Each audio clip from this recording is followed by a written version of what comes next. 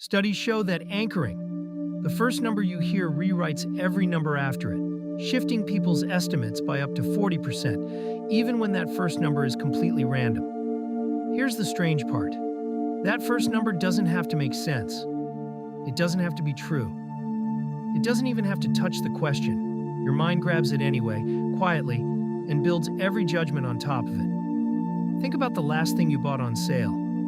The tag showed a high original price.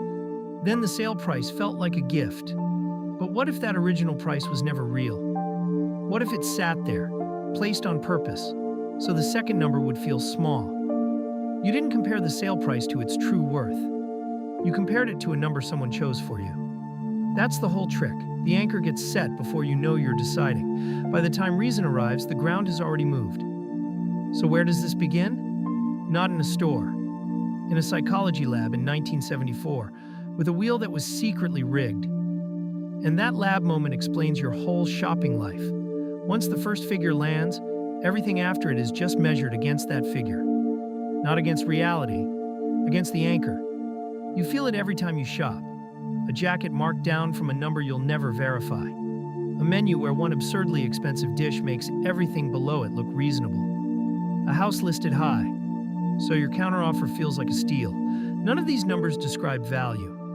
They describe a starting point. And the starting point is doing the real work. Researchers have a name for the space your mind moves in after the anchor lands. They call it insufficient adjustment. You start from the number you were handed. You adjust away from it, toward what feels right. But you stop too soon. You stop while you're still inside its pull. The final answer feels like yours. It feels careful, weighed, independent. It isn't. It's the anchor, written in your handwriting. And the strangest proof of this came from a question that had nothing to do with money at all. Marketers know this better than you do. The high before price isn't there to be paid. It's there to be crossed out. It exists only to make the next number glow. You think you're judging the deal. You're really judging the distance between two numbers they picked for you.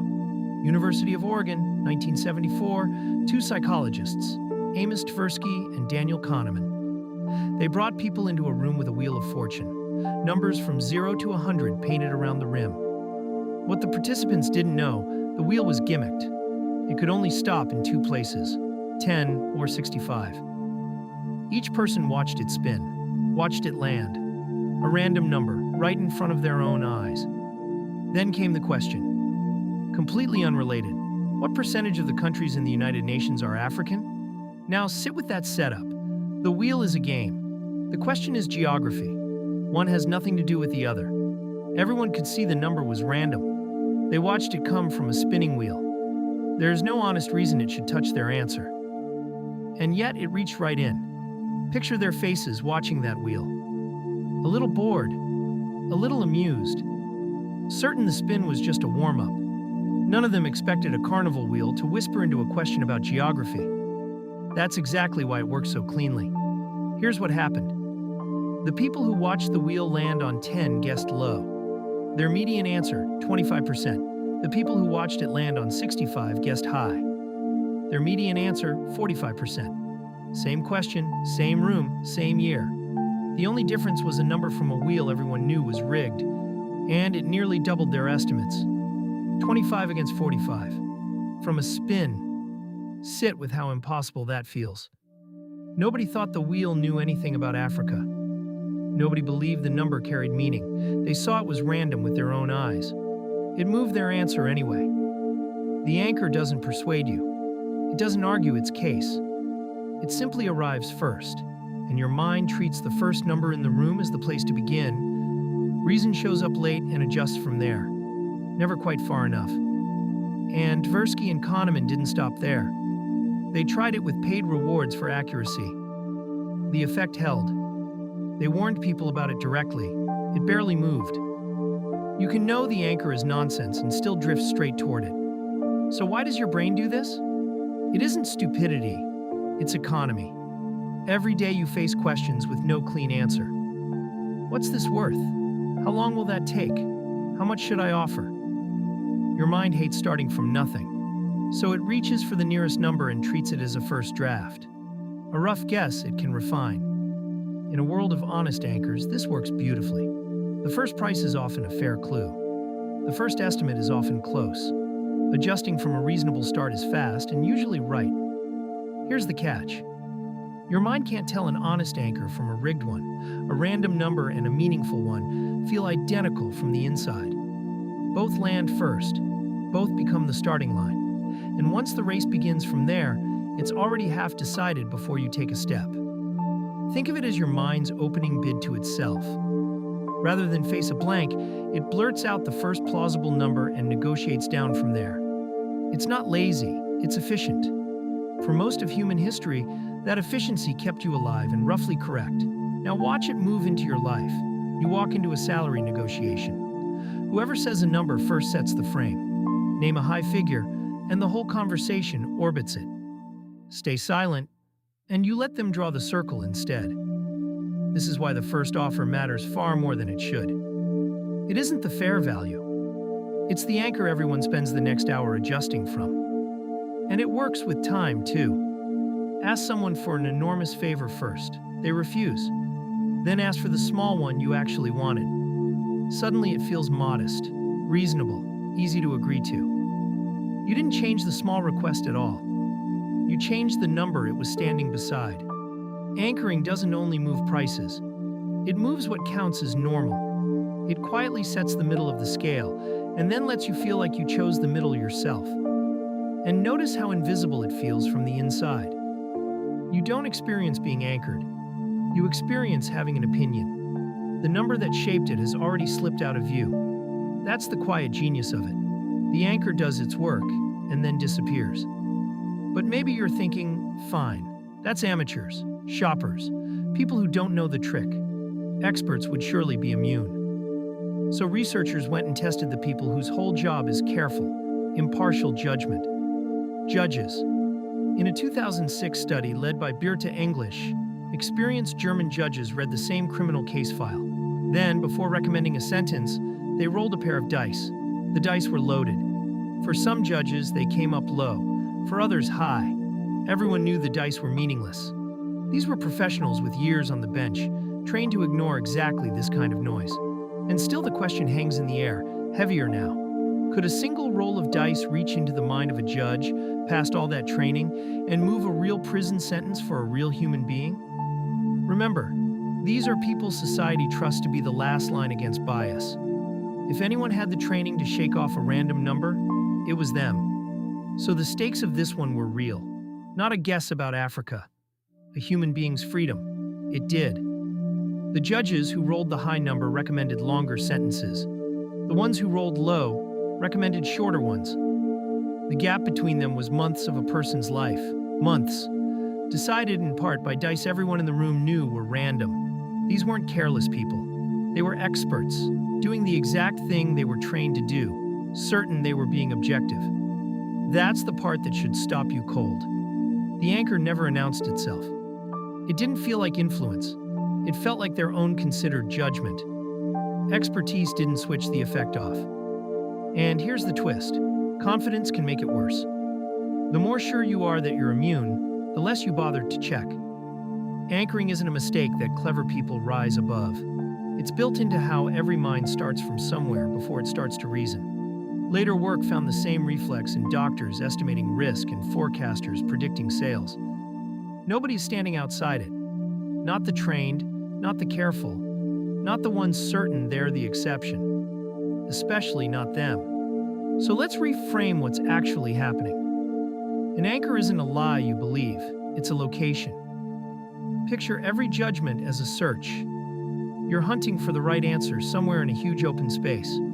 Where you begin the search decides where you end up, because you never walk the whole distance. You take a few steps away from the first number and call it close enough.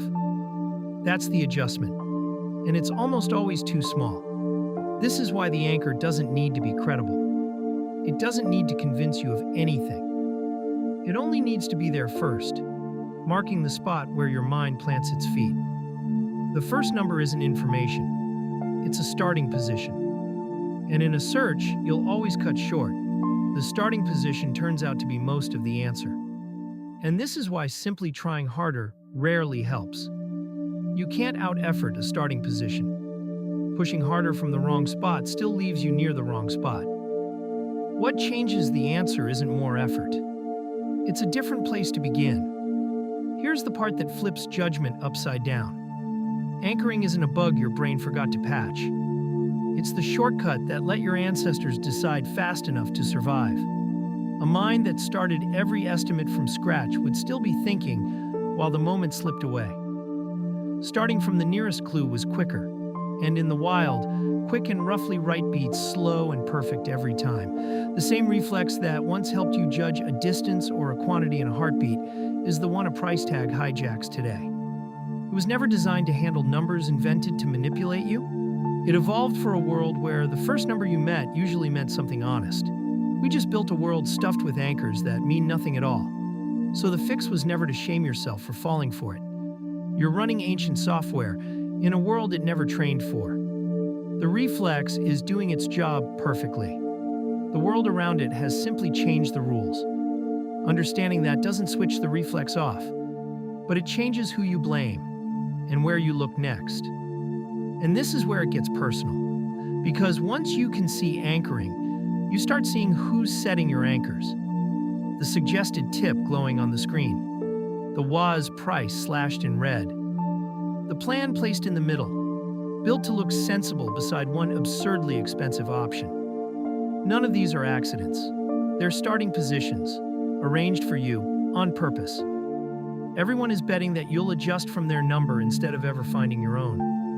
And most of the time, that bet quietly pays off. Not because you're weak, because you're human, and your mind was built to start from whatever's in front of it. The question was never whether you get anchored. You do, constantly, all day long. The only real question is whose number you're standing on at the moment you decide. Look closely and you'll notice the pattern repeat everywhere. The first salary named. The first date's impression. The first review you read before forming your own. In each case, the opening number quietly becomes the axis everything else turns around. So what can you actually do about it? You can't delete the reflex, but you can choose your own anchor before someone hands you theirs. Before you see the price, decide what the thing is worth to you. Before you hear their offer, write down your own number. Before you judge the estimate, make yours first. When you set the starting point, their anchor has less ground to drag you across.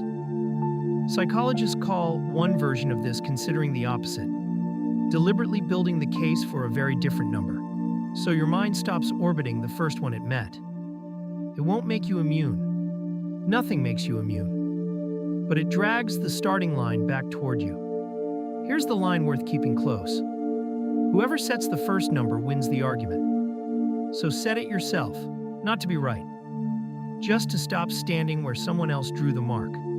And there's a smaller move you can make in a heartbeat. When a number lands on you, pause and ask one thing. Where did this come from? Was it chosen to inform me or to move me? That single question breaks the spell just enough to think.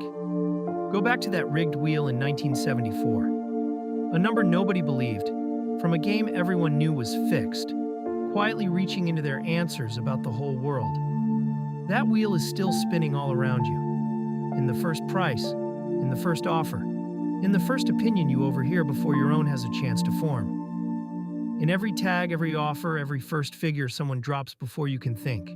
The first number you hear will always try to rewrite the ones that follow. But an anchor you can see has already lost its best weapon, surprise. A number you see coming can't own you.